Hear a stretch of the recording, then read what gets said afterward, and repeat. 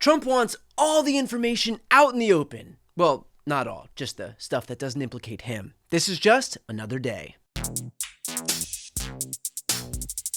Today, Donald Trump held a brief press conference in the Oval Office, and like a door leaning against a wall, he was completely unhinged. They tried to rig the election, and they got caught. Obama's been caught directly. What they did in 2016 and in 2020 is very criminal. It's criminal at the highest level. Yes, even when it comes to baseless accusations of criminality, for Trump, it's gotta be top shelf. Like Don Jr. taking a break from cocaine, this president has gone off the rails. But what Trump is, referring to feels like too nice a phrase. Let's call it rambling towards, is last Friday's report by his Director of National Intelligence, Tulsi Gabbard, who said her office had found overwhelming evidence that President Barack Obama and his national security officials, quote, manufactured and politicized intelligence to launch a years-long coup against President Trump. Then DNI James Clapper took the lead on what President Obama wanted done, and which was essentially create a document that tells us not if, but how Russia interfered with the election. Whoa, this is a bombshell that totally refutes what Obama officials never said. Obama officials never claimed that Russian hackers successfully changed votes or hacked election infrastructure. The 2017 assessment focused on Russian influence, social media disinformation networks, and Russian bot farms. I think 2018 Tulsi Gabbard knows what I'm referring to. When you're talking about like these Russian troll farms that you mentioned, what is missing from all of the news coverage around this and all of the outrage about how this foreign country is trying to influence our elections, which is wrong and which the American people need to be aware of where this information is coming from, is the fact that and you're saying, why does somebody do that? Well, because this country does want to influence who we're electing, right? Look, Trump officials either need to stop lying or stop going on podcasts, because catching their hypocrisy is, like Trump's hand, getting a bit old. So here we are. Trump nudges Gabbard, presumably with those wrinkly sausage fingers of his, to find anything that could distract people from the Epstein scandal, and all he has to do is make that his entire focus.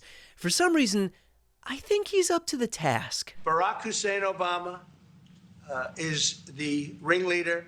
Hillary Clinton was right there with him, and so was Sleepy Joe Biden, and so were the rest of them. Comey, Clapper, the whole group. And they tried to rig an election, and they got caught. And then they did rig the election in 2020. And then because I knew I won that election by a lot, I did it a third time, and I won in a landslide. And you're still complaining about it. In Trump's world, coffee is for closers and whining is for winners.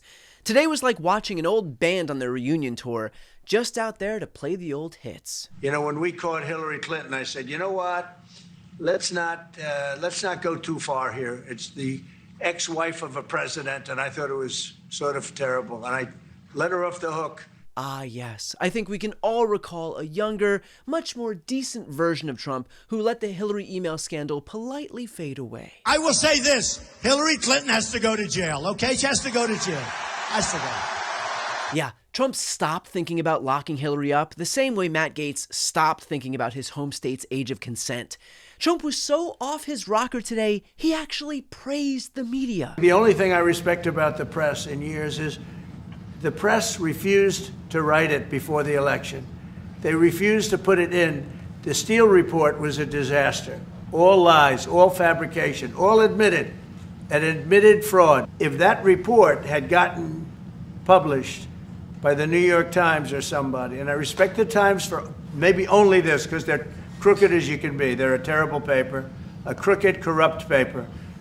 But for this one moment, they said, this is bullshit, we can't put this in. Come on. You can't clearly hate something your entire life, but then pretend to like it only when it suits you. I mean, it's not Eric. And what a surprise that the guy who hangs fake magazine covers at his golf clubs is obsessed with favorable media coverage.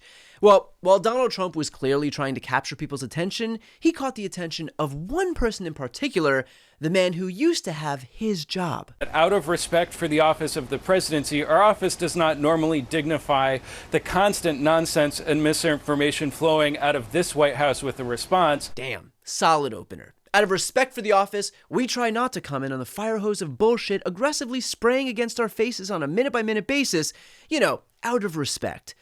But these claims are outrageous enough to merit one. These bizarre allegations are ridiculous and a weak attempt at distraction. Nothing in the document issued last week undercuts the widely accepted conclusion that Russia worked to influence the 2016 presidential election, but did not successfully manipulate any votes. These findings were affirmed in a 2020 report by the bipartisan Senate Intelligence Committee, led by then Chairman Marco Rubio. To be fair, that's before Marco realized he could ascend to power simply by free climbing his way so far up Trump's ass he could inspect his molars. To be fair. Here's the deal. If Trump and the Republican Party want to go down this road of bringing to light all of the evil and corrupt actions of our elected officials, let's do this thing. But we're going to need transparency on both sides. See, even though I believe that the accusations that the Obama administration tried to cook the books on the 2016 Russian election interference are utter bullshit, I'm willing to see what's out there. If and only if the same holds true for the Epstein files. See, that's the difference between the two sides. I'm for transparency even if my side is implicated, whereas the right only wants transparency if their side isn't. But hey, this could be an epic opportunity to prove me wrong. After all, I keep hearing about how this administration is up to the task. Everybody in Trump's orbit has told us repeatedly that if there's one thing Trump loves as much as gold paint... They've never found a paint that looks like gold. Sorry, gold leafing, it's transparency. It's the most transparent administration in history. I do want to make sure, again, that we're very transparent. I think that's what the base is looking for. The base in our party is looking for transparency. President Donald Trump is the most transparent. When Donald Trump is the most transparent president in our nation's history. If you're going to claim to be the most transparent president in American history, you gotta live up to the title. That's the deal. The same way these four can't just be adequate or slightly above average.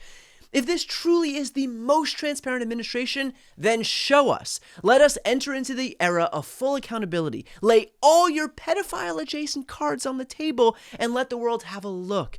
All we ask is that when you put all the information out there, we agree to a shared adherence to reality, which from the very beginning has been a bit of an uphill battle for this president. This was the largest audience to ever witness an inauguration, period. Both in person and around the globe. You're saying it's a falsehood, and they're giving, Sean Spicer, our press secretary, gave alternative facts to that. It's like watching old home movies if you hate your family. The reality is, Donald Trump's entire campaign was about draining the swamp and shining a light on all of the secrets the government didn't want you to see. Well, now's his chance. And if for some reason Donald doesn't, well, that's pretty damn transparent. Before you go, if you enjoyed this content and you want to see more and support independent media, please subscribe to this channel. The subscribe button will be right here on the screen. But second, the reality is that we are now in a political environment where this administration can lean on any of the social media platforms to suppress certain voices if they don't like critical coverage. That means my longevity here is in the hands of a few tech billionaires who are already making it clear that they are willing to cater to this administration. To that end, signing up for my newsletter is a way for me to reach you directly if that ever becomes necessary. I'll put the link right here on the screen as well, so please sign up. It's free, but there's also an option to do a paid subscription if you'd like to support me and my team. I really appreciate it. Thanks so much for watching.